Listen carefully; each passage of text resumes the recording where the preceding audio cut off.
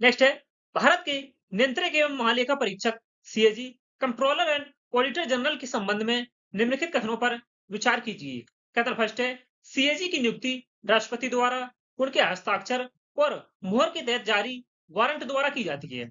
कथन सेकंड है सीएजी का कार्यकाल 6 वर्ष का होता है या फिर 65 वर्ष की आयु तक, जो भी पहले हो। कथन थर्ड है सीएजी अपने पद से हटने के बाद भारत सरकार या किसी भी राज्य सरकार के अधीन आगे पदों के लिए पात्र होते हैं।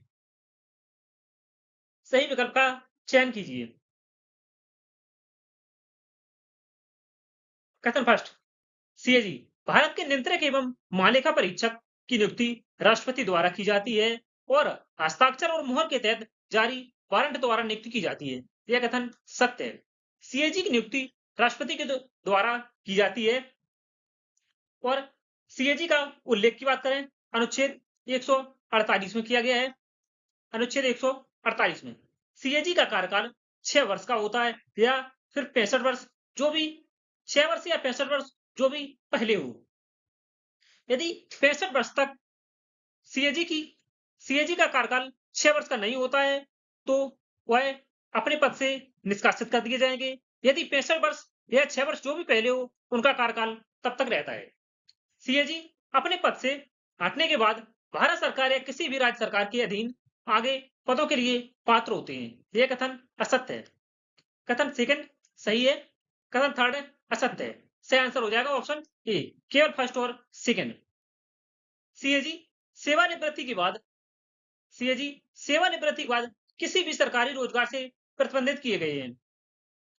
सीएजी अपने पद से अपने पद की अवधि समाप्ति के बाद किसी भी सरकारी रोजगार के पद पर आसीन नहीं रह सकते। सीएजी से जुड़े महत्वपूर्ण अनुच्छेद की बात करते हैं। अनुच्छेद 148 के तहत भारत के सीएजी पद की स्थापना की गई है।